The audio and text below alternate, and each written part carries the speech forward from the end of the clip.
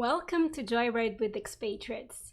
In this show, we bring every month a different person to talk about cultural challenges and adaptation, expatriation processes, and much more so that you can become a more inspired multicultural leader.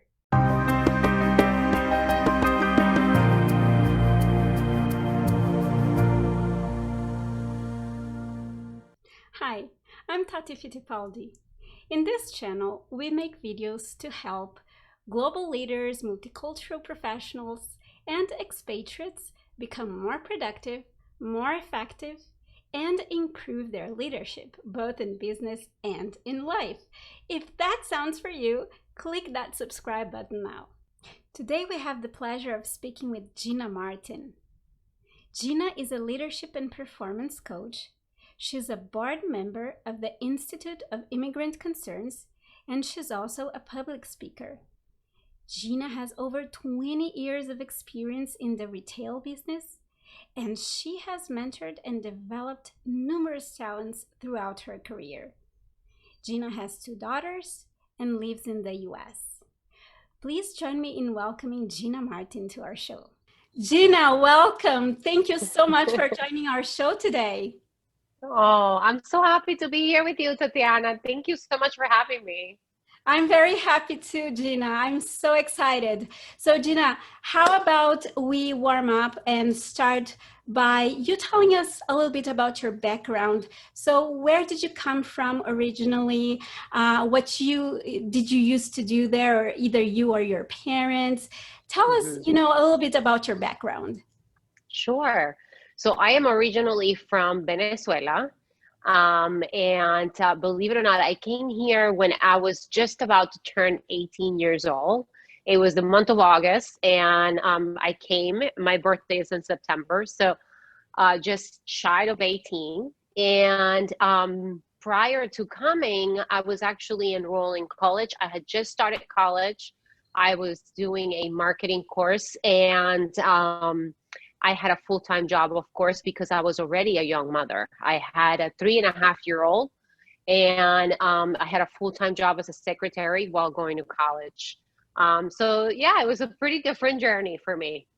Wow, that's exciting. So you came really when you were young, and you were already doing a lot of things there in your country. So I'm curious to know what drove you to move to a different country. Well, unlike some of the other guests you have had in the show so far, I was in love, and wanted to seek out better opportunities for my family. I knew that here, as a young couple with a child, we wanted some opportunity to build a new future for our children, and we decided to take a chance and go after the American dream. Absolutely. Who wouldn't want that for themselves and for their children, right? Right. Yeah. So tell me, so since you came very young. So how was your adaptation process? And tell us your story from that time until now, and what you're doing right now. Yeah, totally. So I would say adaptation was pretty, at the beginning it's pretty difficult because when I came, I didn't really know any English. I barely knew how to ask for water in the plane. So it was very, very difficult at the very beginning. I think as soon as you come into a new country, you realize quickly that you have to learn the language, or you're going to be missing out. Fortunately, no matter what education you have, if you can't really speak the language, it's going to be very difficult for you to get ahead. So I would say that first couple of years was difficult. We came to this country with very little. We had $300 in our pocket. So, there wasn't really a lot of resources for us to school. We have to right away find jobs and start making some sort of money. So the funny part is I actually taught myself how to speak English. I used to stay up at night, watch cable, something we didn't have in my country back then. And I would watch movies and learn from people's, body language and from their pronunciation. And then I joined a book of the month club, which it was a thing back then, 20 something years ago when I got here.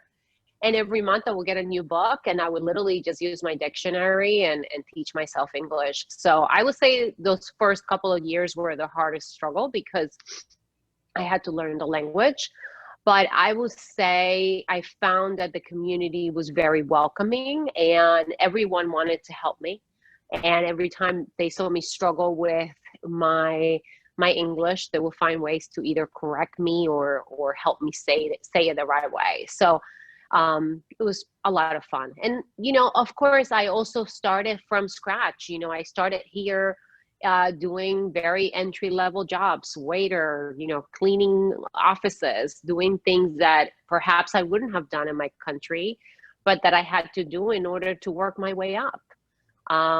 So as the years passed and I had my second child, and now I had two kids in school, it became a little bit easier to integrate.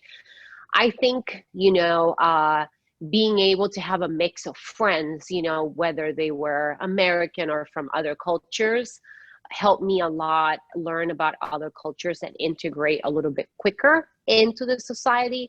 And it's also what helped me network and start getting jobs and in positions and work my way up. So it was later on in the year 2000 where I landed my first retail job, and I actually established myself as a retail leader for the past 25 years, and being able to work for companies such as Victoria's Secret, Gap, Guess, and have had a very successful career ever since. And as you know now, with my recent career transition, I'm actually a leadership and performance coach. And I love what I do, just like you do as well. But it definitely is really exciting to have been able to go through such a great transition in this country and gotten to the point now where I can have my own business as well. So what's interesting about this story is that you were really resilient and very resourceful since the beginning. So it's so fabulous to hear and very inspiring as well to see a story like yours where, you fought hard, you worked hard, and you were compensated by life, and by becoming the person who you are and having the opportunities in life. So that's very, very empowering to know. So you mentioned a little bit about what you were doing right now. Tell us how that came about. My current position? Yes. Your transition about your coaching business. Sure. So as I mentioned, I spent the last 25 years in retail leadership roles, and one of my passions were people development and coaching. Those are things that I've been able to impact throughout my career, and I've been able to help promote people and leave a great legacy behind. And after going through a job transition about a year and a half ago, I was in the market for a new position, and I started looking at what I really wanted to do next. I've already been in retail for such a long time, and I said, what do I really love doing, and where can I make an impact? And as I started looking at my life a little bit more holistically and how I wanted to continue to make a difference, I came about the opportunity of becoming a coach. I was having a conversation with a career coach, and she was like, have you ever thought of becoming a coach? And I was like, I don't know. I never really thought about it. But for some reason, do you know how you always have this one dream in your life? I always wanted to be a motivational speaker. It was just something in me. I've always watched Tony Robbins, and I'm like, oh my God, this is like so cool, right? Being able to speak in front of like a ton of people. And I always had that in my back of my mind. My dream job would be a motivational speaker. So when she said coaching, I was like, okay, I could get a little closer to my motivational speaking job. And that's when I started, researching schools, and I came across the concept of core energy coaching, and I loved it. And I decided to embark in the journey, and it's been fantastic. So now I get to help my clients, really hone in those self-leadership skills, and take control of their lives, so they can live a more holistic and fulfilling life. Absolutely, and everyone deserves to live a more fulfilling and holistic life, right? Mm-hmm. So Yeah. I can see how fulfilling it must be for you as it is for me, as I do something similar. So tell me right now, when you first came to the country, what was the most significant change of mindset you had to have in order to adapt here?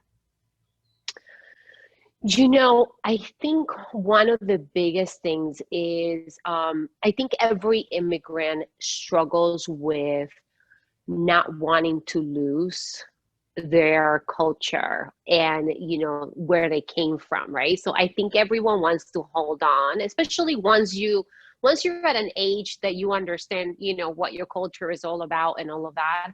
I think everybody wants to hold on to that, and sometimes that could hinder them to really integrate into the new culture. So I would say the biggest mind shift was really about embracing not just the fact that I had moved to a new country and I needed to speak English. I think embracing that I was now becoming part of a new culture, of a new society. And if I wanted to do that successfully, I needed to be able to learn, right? Learn their customs, learn their history, learn what's important to them, and learn how things are differently, learn a little bit more about the everyday like folklore and culture and nuances of being an American. And I think that that's probably the biggest mindset shift, because I think sometimes, and I speak from experience of people that I met in my journey. I knew people that had been here 10, 20 years and didn't speak the language. I also knew people that only had friends from their own country, and that only hinders you because it hinders your own learning, your own personal growth. I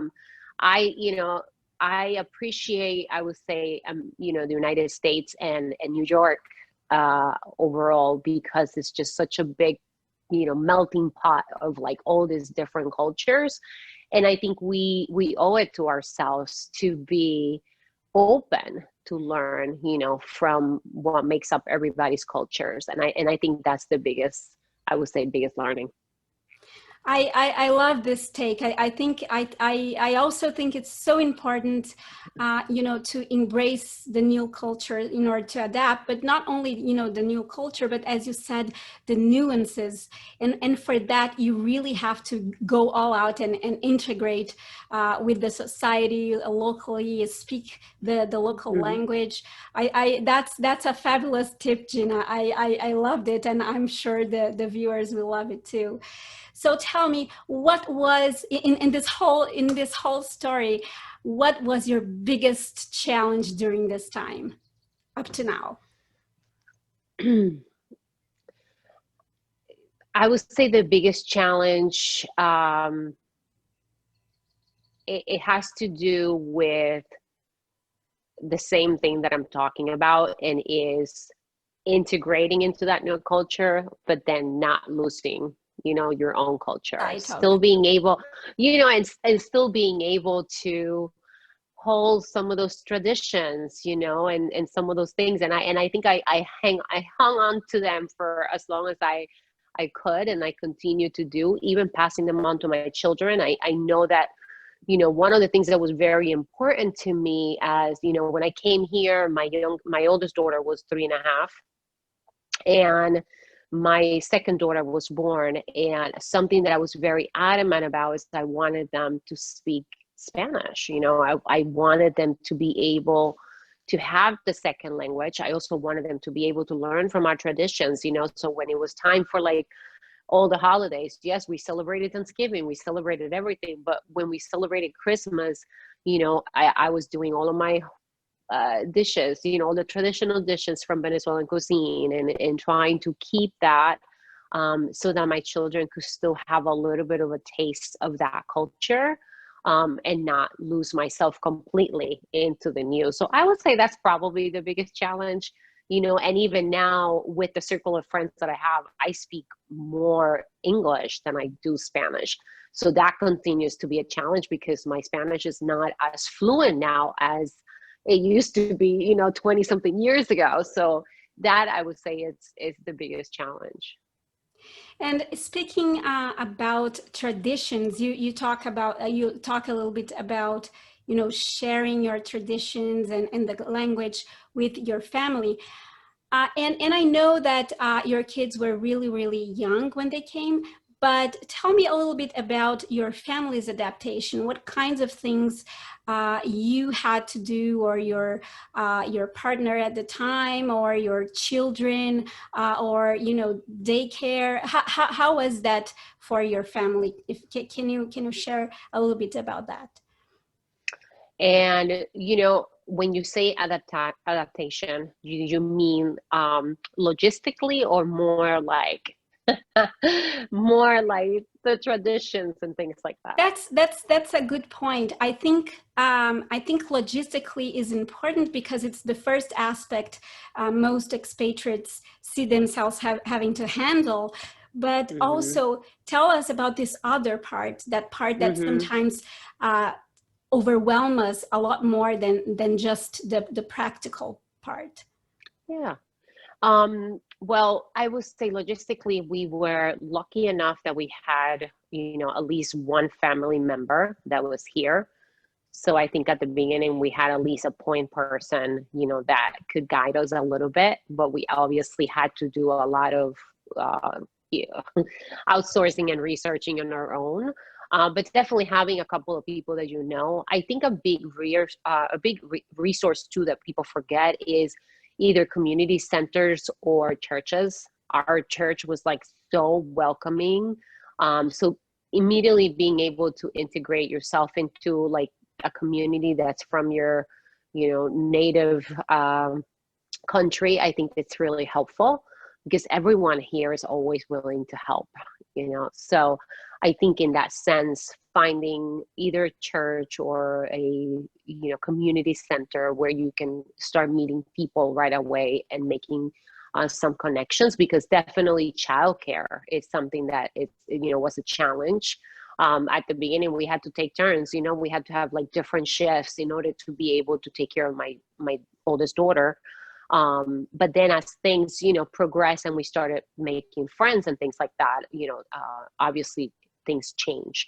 So I would say immediately it's important that you find ways to make new friends so that you can then have the ability to find those resources that you need. And I think challenging, I'm going to say probably, my daughter probably suffered most of the adjustment because once she learned English and once she started kindergarten and she was like learning English, she did not want to speak Spanish. She was just, no, it was, so that was a challenge and an adjustment. So for me, it was a struggle because I was trying to learn English, but then I created this rule that at home we only spoke Spanish because it was the only way that I felt we were going to keep that.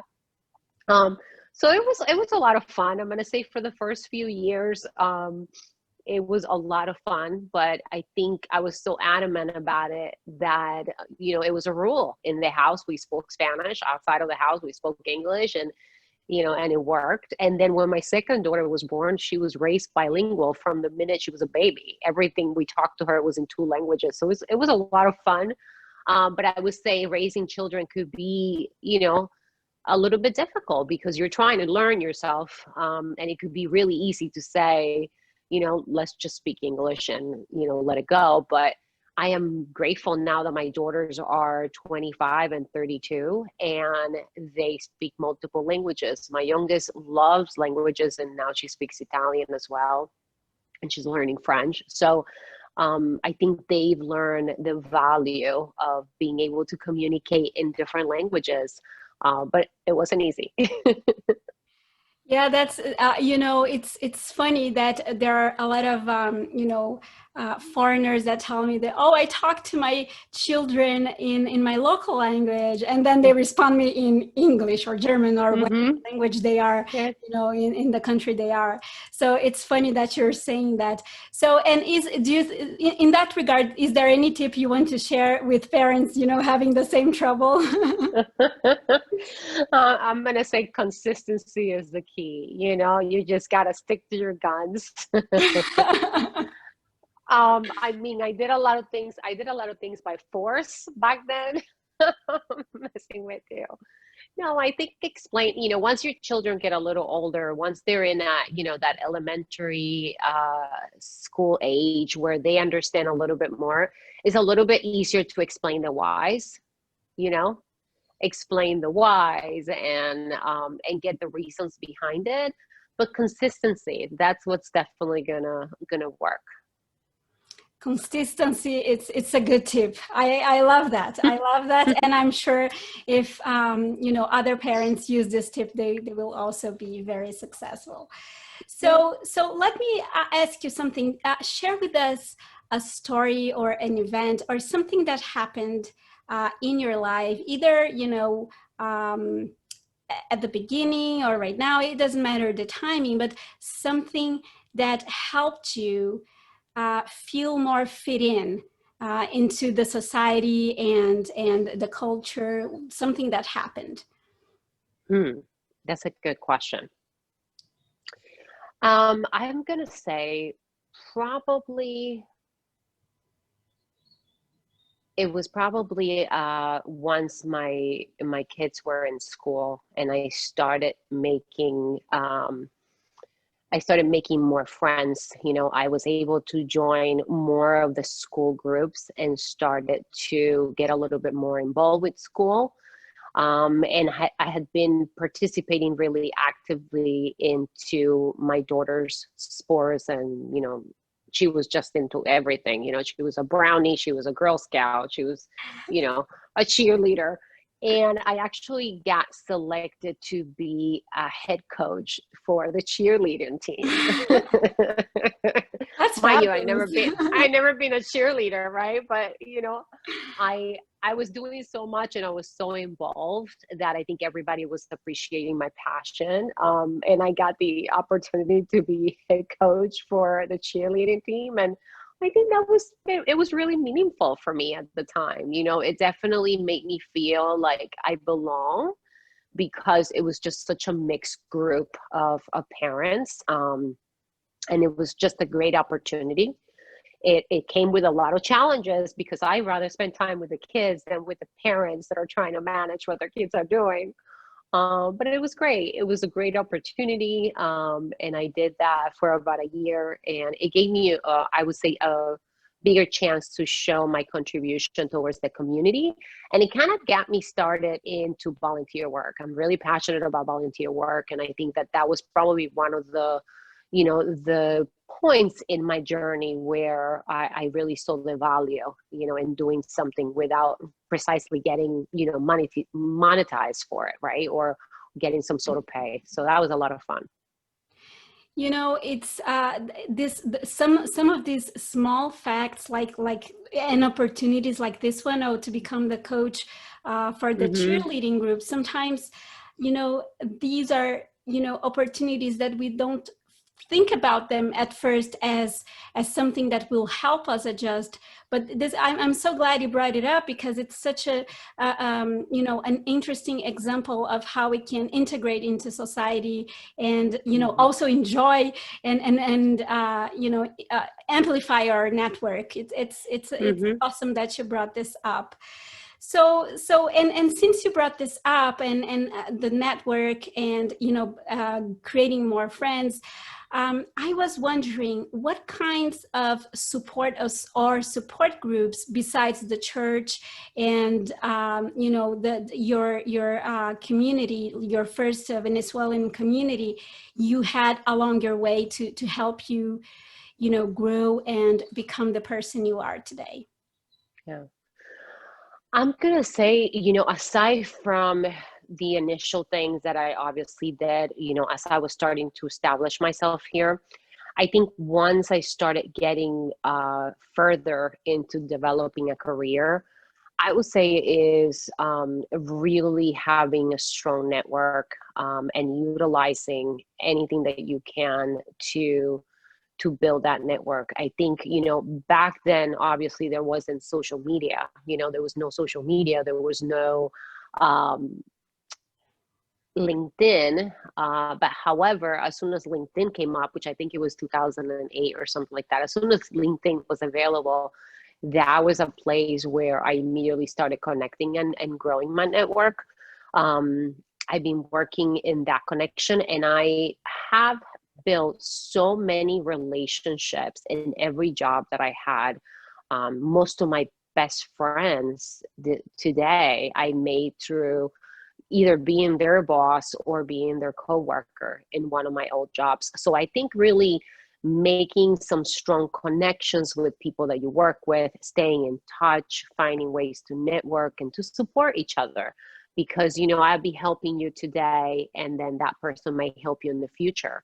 I think probably my leadership journey has given me the biggest opportunity to network and to impact other people's lives. I've been able to mentor so many people through all the different leadership roles that I've had and different positions, that I think being able to contribute to someone else's career, someone else's growth or development, has given me the ability to now have a really big network of people. So I think staying in touch, even if it's once a year, even if it's a quick hello, but finding ways to staying in touch with people and show them that you care and that you're still connected, and helping both ways, right? You never know when you're lending a hand, you never know how that's going to be paid forward to you in the future. So I would say that's probably one of the biggest things that you can do, is just grow your network and bring value. I think a lot of times, people forget that even just sharing their story or, sharing something they've learned and providing value without expecting anything in return, it goes a big way. So I think any opportunity along the way that I had to help others, whether it was through volunteer work or just lending a helping hand, I think it's important too. So you mentioned some tips here that I loved. So you said about, growing your network in order to build your support group, giving a hand on people to people, and volunteering. So you already shared some very valuable tips. What other tips would you have for other people, other foreigners, expatriates, immigrants that are coming to a new country, and what they can do to, better and quicker adapt to their new reality? Yeah, I would say, aside from trying to immerse themselves in the culture and really learning quickly about the culture, I would say also assume positive intent. I think it's really easy to make up stories in our head about what people might think, especially when we speak with an accent, or, when we have broken English. I think, a lot of times we even are a little shy of putting ourselves out there, because we think that because we have an accent, people are going to judge us, So I think one of the biggest things that I would say is don't assume, right? Just assume positive intent, put yourself out there, be confident. Your accent doesn't define who you are. There's so many actresses. Look at Sofia Vergara. She has this accent and she's made such an empire. So don't be afraid to really putting yourself out there. And the more you practice, the more you pronounce, the more you risk yourself in putting yourself out there and speaking the language, the quicker you're going to learn. And I think just don't be shy.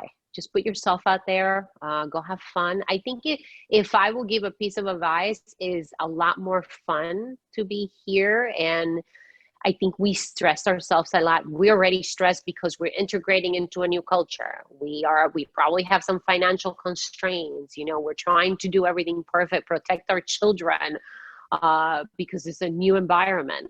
There's so many things that are already stressing us that I think, just remembering to have fun and to enjoy the journey is also a huge thing. Yeah, I think, enjoying the journey and having fun is a big one, Gina. That's Yeah. an awesome one. So you shared some tips which will be very valuable to a lot of people. Share with us now, what do you think a person has to develop in terms of skills in order to be, more flexible and adapt to all these cultural changes and a new environment and all the challenges, especially in the first years? Yeah, I think obviously the language is going to be key, quickly, the quicker you can do. And there's so many ways to learn the language, now. Yeah. But I think that the language piece is huge, and being able to make yourself comfortable, not only speaking it, but also, listening to it and adapting to that. I think the other piece from a skill perspective is definitely going to be your networking skill, because you're using networking no matter where you're at. So I'm going to say practicing an elevator pitch is huge, especially if you're looking to get higher. I always laugh when I hear the term elevator pitch, and I never understood what the elevator pitch was about. And I was, you get in an elevator on the first floor and you only have a couple of floors to go. It's got to be quick, right? But I think really being able to be a good networker and somebody that can pick up a conversation with anyone is key, because I have been able to get so many opportunities just from being able to make new friends. And that helped me a lot even before social media. So I think it's important that you put yourself out there, practice an elevator pitch. I think it's also really important that you study the industry that you're in. I found that throughout my career, the way job titles translate from one country to another could be very different. And someone that used to be a director of communications in their country, when you translate that to what the skill set are for what that job looks like here is very different. So I think learning whatever industry you're in quickly, learning the terminology, becoming very comfortable with the verbiage, and even trying to pick up some additional courses that will give you a better understanding of what that looks like. I do find that education and job titles are very different. And I know that because I have hired so many people in my career. And as you go through interview processes, you learn about all of these little differences. So I think learn about your industry is a big thing as well. And I'm going to say probably, having a very diverse circle of friends. I can't stress that enough. I think a lot of people tend to just be, in their little groups, and that hinders your possibilities to see what's out there too. So having a really diverse team, a group of people is also important. I think it's also important that if there's something that you love doing, you find it right away. That's the best way to make friends. Like if you love bike riding, if you love soccer, if you love football, just that is a huge opportunity for you to connect. People connect quicker through hobbies and sports than they do one-on-one. So that is definitely something that I recommend. So if you have a hobby, if you have something that, that you love, I would join a group right away. And, they have Meetup now. That app is amazing. That Meetup app. I met a lot of people through there, and people just, I love bike riding, and they just get together. They go bike riding, they make new friends. So, just use your resources. Absolutely, and you know the tip about meetup is also very interesting. Not everyone knows about this, so it's so interesting that you brought this up. And you know, I think it's also fabulous that you are stressing so much about connections. I think connections is something that is really important.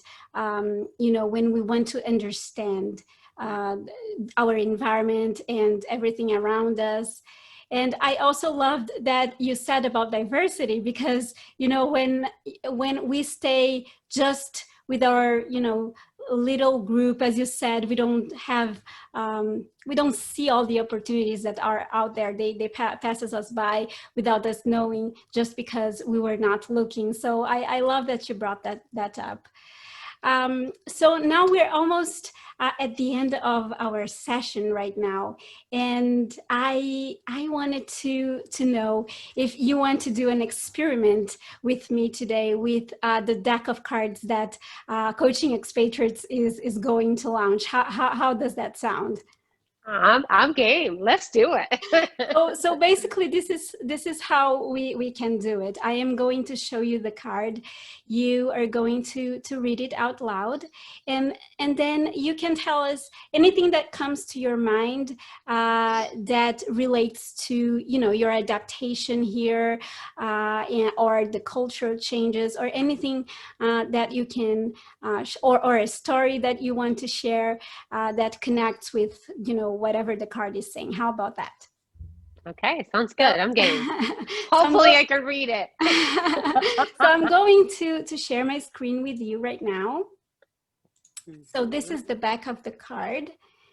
And as I said, is this deck is to help people improve their locus of control, which is, you know, their belief that they are in control of their life, that their circumstances are built based on their own thoughts, actions, and behaviors. And this card is meant to help them, you know, exercise this. So let me share Okay. here with you the card itself. Okay. So I'm ready. I read this. Yes, yes. Okay. So it says, I decide to always be thankful. I am in control of my life. And then, blessed are those who give without remembering and take without forgetting. Elizabeth Vivesco. So this card is about being thankful. All right. So now that I've read this, I need to share a story around it. Is that what you're saying? Yes, or anything that comes to your mind related to, you know, since you came here, your adaptation, your expatriation process, or your challenges, anything that comes to your mind. Yeah.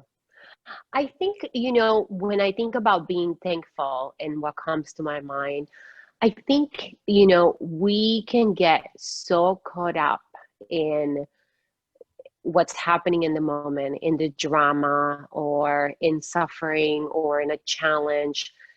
And we can get so caught up that we forget to really be grateful and thankful for what we have. And, I could share a personal story of something that happened with me. I was I was going through a very difficult relationship with my second husband, and we had a beautiful home. We had a beautiful home in upstate New York. I had a great job. I mean, I had everything going for me, but I was in a very, unfortunately, very unhappy marriage, and I had the opportunity to go back to my country, and I was there for about 2 weeks. I was so blessed that I was able to go back and look at my family. But, after being there and going back home and, really coming back and realizing how blessed I was, how everything is so perfect here. We have everything. We have water, we have mail, we have electricity, we have just about anything. And we can do anything we set our minds to. This continues to be, even with challenges, right? It continues to be the land of opportunity. And I think, I came back from that trip And it really hit me that I was not being thankful. You know, I was not really being grateful for everything that I had built and that I had accomplished, and just getting a taste of what a struggle could be back in our countries, because some of the countries we come from, unfortunately, are going through really tough economical situations, financial situations, government issues, and then just being able to realize that I had started a life here, I built something here that I wanted to continue to be thankful and grateful for, but that you could easily forget because you just get caught up, in your own little drama. And I think we forget the bigger picture. I think having the opportunity to come to this country and make something out of yourself and provide for your family is just amazing. And we should not forget that. We should be grateful every day for the opportunity we have in this beautiful country. Absolutely. Oh, that's a beautiful story, and it's a good thing also to share, that we should remind ourselves to be thankful for the things, and for even the little things that we have in our lives. Sometimes definitely we forget. That's lovely that you brought this up. So before we part, is there anything else you want to share with our viewers? Any tips, any final notes you want to share with our beautiful viewers? Oh my goodness, thank you. Well, I first want to thank you for having me here today. This has been a lot of fun. Not every day you get to tell your story, right? So this was a lot of fun. I think the one thing that I definitely would like to share, and obviously I'm sure this resonated throughout our conversation, is that this is the land of opportunity, and anything you set your mind to, you can do here. And I think that no matter how many times I had to, at one point in the 28 years, it's crazy, it's been 28 years I've been here. No matter, how many times throughout those years I hit an obstacle, or I had to literally rebuild my life for whatever event was happening, there was always that opportunity, and there was always that chance to make something out of what was happening, and go after the next opportunity. So I think what I would say is, just see every obstacle as a learning opportunity, an opportunity to grow, and almost like something that's going to catapult you into the next, right? It's like just pushing you into whatever your journey needs to be, and just stay strong and stay really focused and just work hard. I would tell you that's all it takes. It takes a good plan. It takes hard work. It takes giving back. And it just takes, that mindset of always learning, growing, and just going after your dreams. I love this. I love the mastery orientation mindset. You have to always think about learning and growing, and things will come out of that. You don't have to force things. Things will happen naturally by just you wanting to be open to grow and learn. I love that, Gina. That's an awesome final note for our interview today. I loved it. So thank you so much for being here. I am so taking advantage of the card. I am very thankful for you for you being here today. Thank you very much. And for sharing your story, for being so frank and candid with us, and sharing all your story with us. Thank you so much. I hope you have a great day, and I hope you become even bigger, and you grow even higher than you are already. Thank you so much. Thank you so much, Tatiana, and best of luck with the show. I loved it. Thank you. Thank you. I hope you have enjoyed this show. I surely did. If you liked the video, share with your friends, click the subscribe button, and make sure to stay tuned for more videos, information, reviews, interviews, and everything you need to become a more efficient multicultural leader. Thank you for watching.